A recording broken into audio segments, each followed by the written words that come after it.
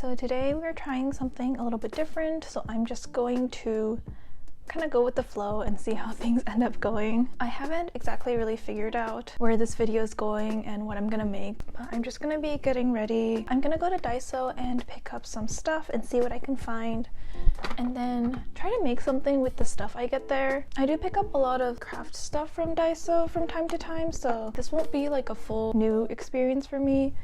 There have been a couple items that I've seen there that have given me ideas that I haven't picked up yet, so I kind of want to go back and get them and then try to experiment a little bit, because I've been feeling kind of art blocked lately and not super satisfied with what I have been making, and kind of wanting to branch out a little bit more with what I make.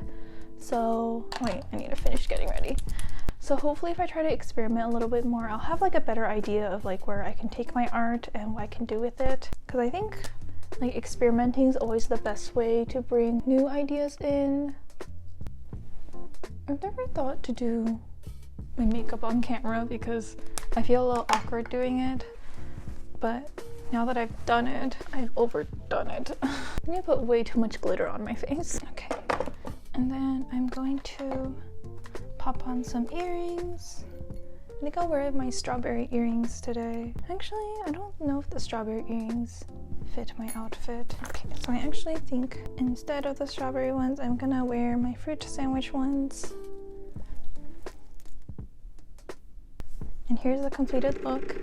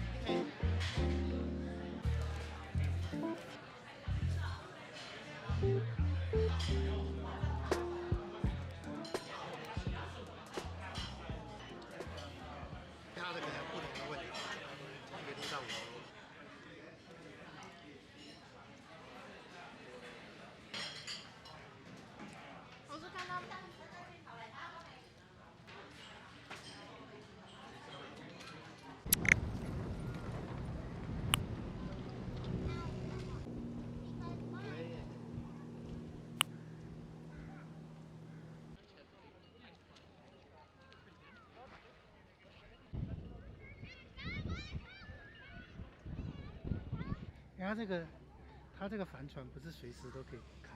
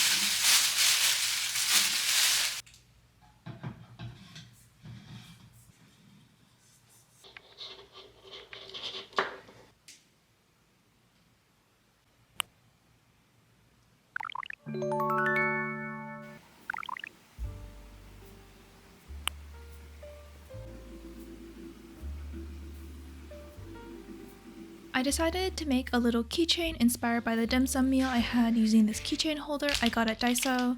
I have been working with polymer clay for quite a while now, and I still don't own a pasta machine, so I still have to condition all my clay by hand. To make things a little easier, I cut the clay into tiny pieces before kneading it. To make the bottom of the dim sum basket, I rolled out a thin slab of tan colored clay and cut it into tiny little strips. This time, I wanted to challenge myself to work at scale, so I had measurements written out for this to be 1/12 scale, which meant that the diameter of my basket would be roughly 17 millimeters, and yes, I do use millimeters and centimeters because I'm too stupid to understand what the little lines mean on the imperial side of a ruler, and I have to use one of those ruler charts.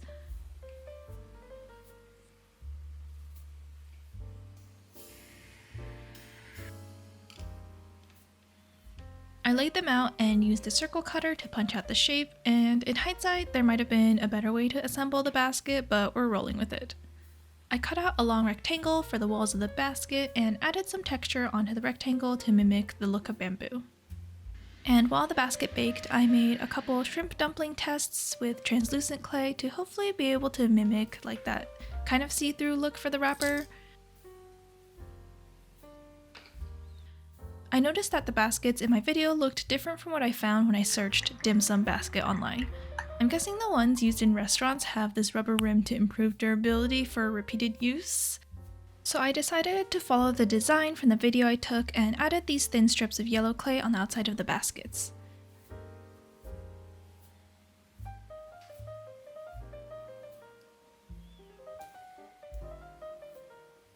Since the shrimp dumpling test turned out well, I made more.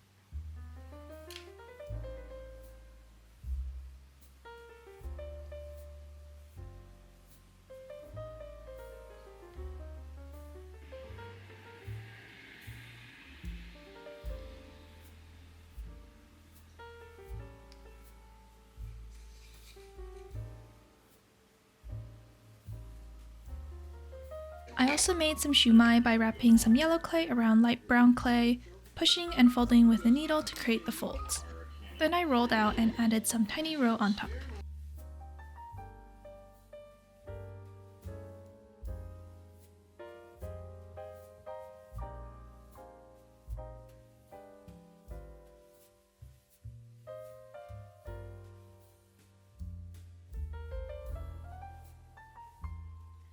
I used my silhouette to cut out some paper to line the baskets because it isn't a true dim sum experience unless you're struggling to get your food unstuck from the liners.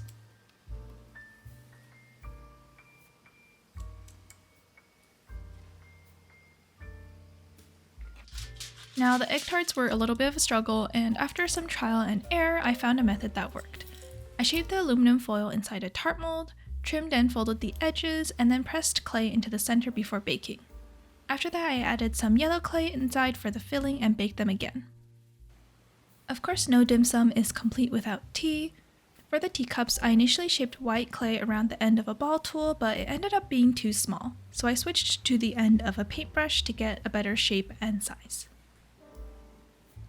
Then I sculpted a teapot and opted for a ceramic pot to match my cup. Again, I accidentally made the first one too small and had to start over.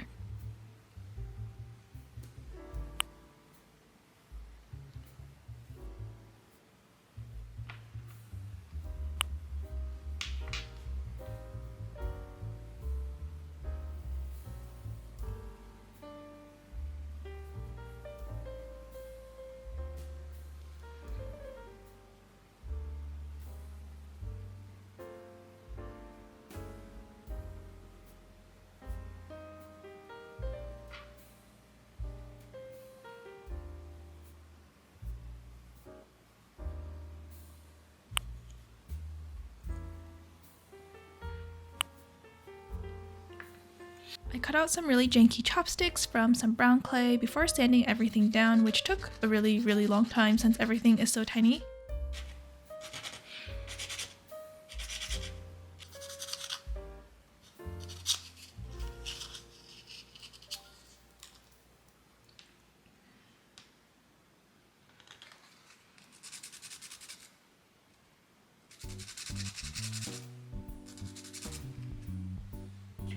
Now to finish everything up, I cut some dried acrylic paint to make the little tea leaves that would be floating around the bottom of the cup.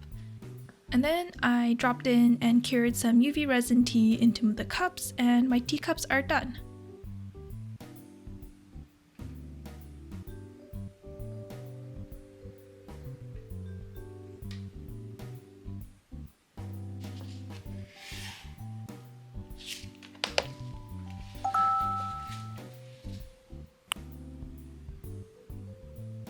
It turned out a little bit dark, but we can imagine that the tea has been steeping in the pot for too long or something like that. I cut some chipboard to fit into the keychains and painted it with some gouache paint to give it a wood texture.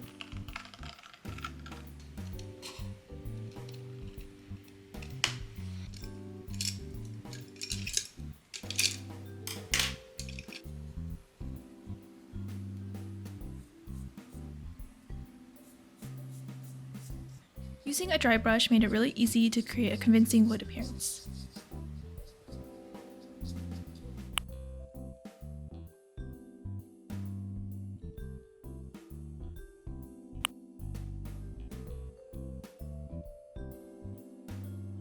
While the paint dried, I varnished all the clay pieces.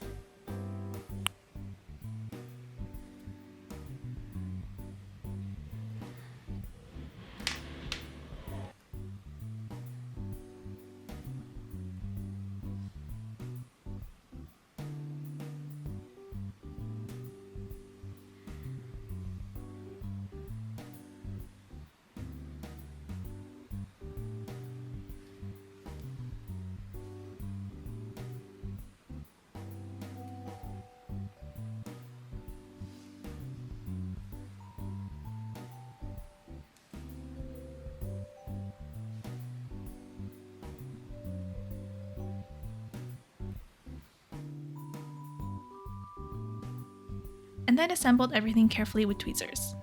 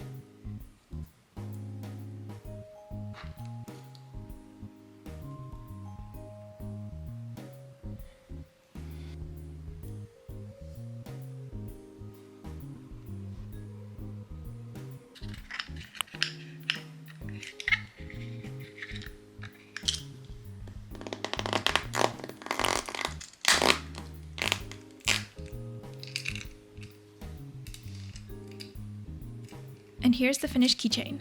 Honestly, it doesn't look as nice as I would have liked. Everything is quite wonky and uneven, and it's kind of missing that sort of wow factor. I could have really put in more time into refining each piece, but this is my first attempt at making something like this, and even though I'm not completely happy with the final result, I'm still proud of it. It's the first step in improving, and every project is a learning experience.